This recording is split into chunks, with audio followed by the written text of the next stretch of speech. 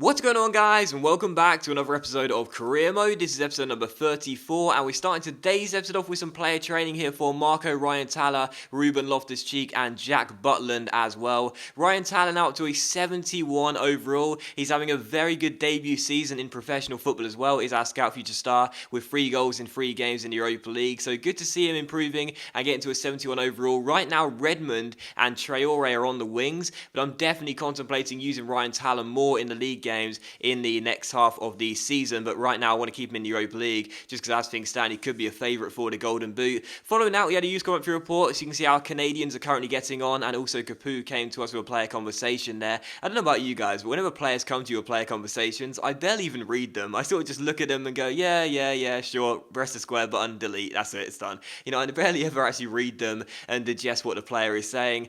Still following out a squad report as well, as we're now into November, so you can see that players are currently getting on, and also look at the league table as well and the Europa League Group 2. Have to say I'm a little bit disappointed about the progression of certain players in our squad. Now, don't get me wrong, I know I've mentioned this before. I know that this year there's player training in career mode, which is great, and we're all very pleased about that, but even so, there are still certain players in there that aren't growing or are growing very slowly, and I'm a little bit frustrated as to why that is, because I've been in really good form with Watford this season. We're currently sitting in 4th place after 11 games, 19 points accumulated, and also top of our Europa League group halfway through with 7 points. So I'm a little disappointed to see that there are a few players that just aren't growing despite them being in pretty good form and helping us play pretty well this season. Regardless, we did have a scout report as well, the final one of our scouts mission in Canada for the year. I accidentally deleted the footage, so sorry about that. We did sign 3 players to our academy though. I just showed you them there. Sorry I didn't show you the scout report, deleted it by accident, but either way you can see the 3 players there, and there you go. And we take on Lech Poznan for the first game of today's episode. 2 big games in today's episode. The first one here away in Poland, taking on Lech Poznan. This is a big game because if we win this game here away in Poland, we will guarantee a place into the knockout stages of the Europa League with 2 games to spare. So coming to this game, I was desperate to win it and make sure we would book a place into the knockout stages in our first season of European football. The first chance would fall to the Polish side though, but what a save by Jack Butland this was. Absolutely superb reaction stop by our goalkeeper there, keeping it at 0-0.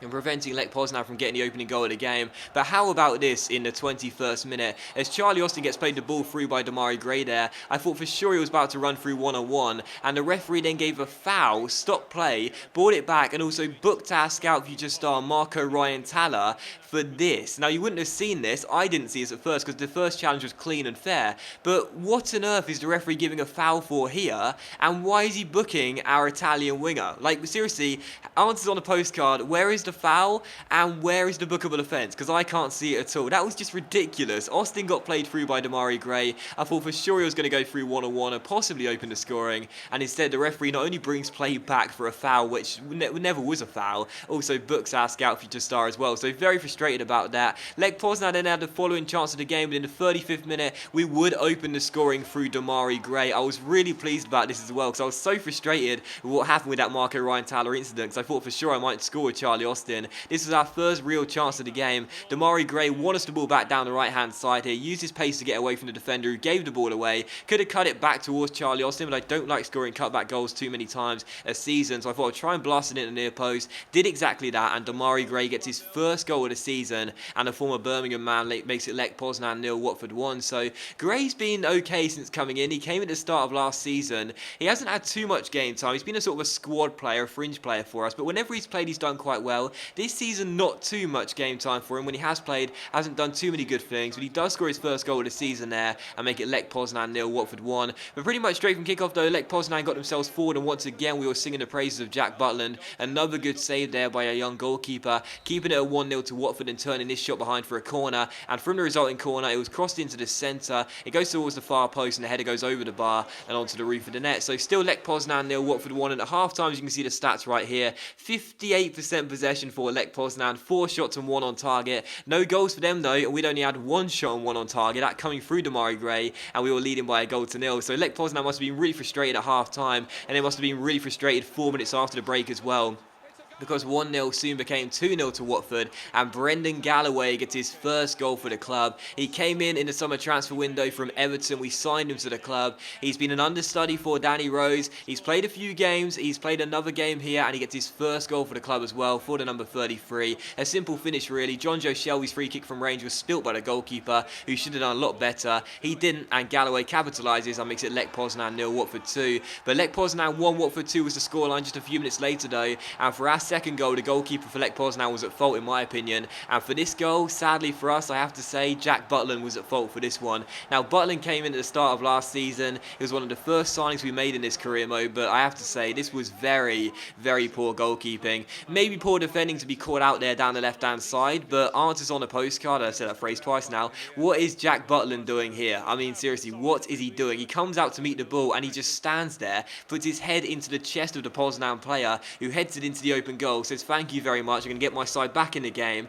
and make it Lech Poznan 1, Watford 2. So Butland, such a reliable goalkeeper usually. What he was doing there, I don't know. And sadly for us, because of his mistake, Poznan are back in the game. So Lech Poznan 1, Watford 2. Marco Ryan-Tala almost notched up his 4th goal in 4 Europa League games from range here. Really good save by the goalkeeper though, and eventually the Polish side got the ball away. But it was how the game would finish. We held on for the win. Final score, Lech Poznan 1, Watford 2. And that does mean we have guaranteed a place in the knockout stages for the Europa League, because obviously Lech Poznan still have to play Hearts and Panathinaikos, and therefore not two of those 3 teams can overtake us and get into second or first place. So absolutely delighted about that. 2 games to go in the Europa League, and we have guaranteed a place in the knockout stages. So really pleased with that. And I know that obviously, you know, I mentioned at the start of the season, the group we were drawn with Watford was pretty kind. No disrespect to those 3 teams, Hearts, Lech Poznan and Panathinaikos, but I thought we could win this group, you know, not with ease per se, but I thought we could win it and probably do it with a game to spare. We've done it with 2 games to spare, or qualified I should say. We qualified with 2 games to spare, and we're definitely odds-on favourite to also top the group as well and go through as group winners. So really pleased with that. And the second and final game of today's episode here is against Manchester United here at Vicarage Road, back in the Premier League. So really looking forward to this game as United come and take us on. United having a very poor season by their standards as things stand. Currently sitting in the bottom half of the Premier League table. Louis van Gaal not doing a good job with his United side. And as you can see with the team lineup they put out there as well, Manchester United's team looked very, very weak indeed. So coming into this game here at Vicarage Road, I fancied our chances of not just getting a point in this game, but getting all 3. First chance fell to us, but Traore's header went wide of the post. Then Manchester United had their first chance of the game on the stroke of half time, but Butler made a really good save. Not the best of first half, but it was still 0-0. A pretty balanced first half really. But in the second half, 3 minutes after the restart here, one thing I was struggling to do in this game was keep hold of the ball. I kept on surrendering possession and giving it back to Manchester United. So in the second half, I tried to make a note of that and make sure that we'd be a lot more accurate with our passes and not give the ball away too many times. So right from the kickoff, really once we won the ball back here with Loftus-Cheek, we just passed the ball around, retained possession for quite a while, and tried to be as patient in our build-up as possible. And as Danny Rose gets onto the ball for us here, the former Spurs left-back takes it round his man and gives it back towards John Joe Shelby. Shelby spreads the play out wide towards our right-back Neom, who fake shots around his man, plays it inside to Loftus-Cheek. Lovely little flick here to Deeney. Deeney plays it back to Ruben Loftus-Cheek, and how good is that to see? For the first time in quite a while, Ruben Loftus-Cheek finds the back of the net and makes it Watford 1, Manchester United 0 to wrap off a very nice team goal. I think there was 16, 17 passes in that build-up. Very nice team goal and a great finish by Ruben. And it's just been so long since we've seen Loftus-Cheek hit the back of the net. He had a fantastic debut season for us last year on loan from Chelsea, notched up 9 goals in the Premier League. This season not being playing to his usual level, but that was a really, really nice goal. He won the ball back as well to start the build-up off too, and also put the icing on the cherry on the cake of a really nice team goal to finish that chance and make it Watford 1, Manchester United 0. So Loftus-Cheek getting his 3rd goal of the season and opening the scoring for us early on in the second half. And in the 72nd minute, it could have been 2-0 to us. Marco Ryan-Tala off the bench, denied by a really good save by the young goalkeeper Sam Johnston, and eventually United got the ball away. But in the second half, United did basically nothing. And as Loftus-Cheek wins the ball back here in the 83rd minute, he plays it through to Felivi, and Felivi, who came off the bench for Troy Deeney, seals the points with 8 minutes to go and makes it Watford 2, Manchester United 0. So I was just really pleased for this as well, because Loftus-Cheek got the assist for this goal too, won the ball back again. He had a really good game, Loftus-Cheek, and you know, you guys have been pointing out this season that Loftus-Cheek hasn't been playing as well. I know that. I've been doing my best with him, but he's not been looking his usual self. But this was a really, really good performance. Felipe coming off the bench as well, securing the points late on to make it Watford 2, United 0. A really good win for us, and with Deeney underperforming this season as well. Only 4 goals in the Premier League so far, and only 1 goal in his last 7 games, I think it is, which is crazy. Felipe, possibly, maybe the lowest rated striker in the side, but maybe he deserves some starts in this season to show what he can do. Regardless, final score, Watford 2, Manchester United 0. I felt it was a thoroughly deserving win. In the second half, we played much better than United, won the possession battle and looked far better as well. Standout performer was Loftus-Cheek, no surprise, player of the match. Been a long time since Loftus-Cheek has won that and looked really, really good. This is a really good performance from him individually though, and much deserved and much needed too, because he'd been playing so subpar over the past few episodes. We needed him to come good again, and finally he does. A really good performance there, a goal and assist, as he helps us win against another big side. We beat United by 2-0. But that does end the episode, guys, so thank you very much for watching the video. Really hope you have enjoyed it. If you enjoyed today's episode of Career Mode, then please do leave a like, it's much appreciated, and it really does help my channel out. And I'll see you for the next episode of Career Mode very soon.